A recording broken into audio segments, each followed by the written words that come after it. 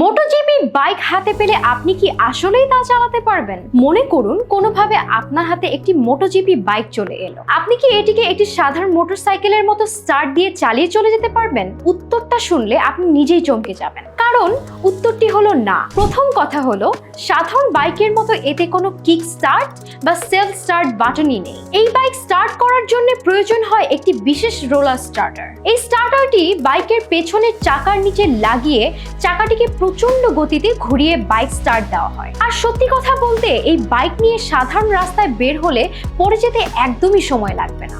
এর কারণ মোটোজিপি বাইকের টায়ারগুলো সাধারণ টায়ারের মতো নয়। এগুলোকে এমনভাবে তৈরি করা হয় যা কেবল নির্দিষ্ট উচ্চ গতি ও তাপমাত্রায় কাজ করে। কম গতিতে চালালে এই টায়ারগুলো কোনো গ্রিপ বা নিয়ন্ত্রণ ধরে রাখতে পারে না। এটি মূলত প্রফেশনাল রাইডারদের জন্য বিশেষভাবে ডিজাইন করা একটি জটিল মেশিন, যার প্রতিটি অংশ ও সেটিং নির্দিষ্ট ট্র্যাকের পরিস্থিতির জন্য তৈরি। তাই পরের বার যখন টিভিতে মোটোজিপি রেসারদের অবিশ্বাস্য গতিতে বাইক চালাতে দেখবেন, তখন বুঝবেন এই সাধারণ দেখতে বাইকের পেছনে কতটা জটিল মেকানিজম লুকিয়ে আছে। মোটোজিপি বাইকের স্টার্ট করার এই অদ্ভুত পদ্ধতি সম্পর্কে আপনি কি আগে জানতেন?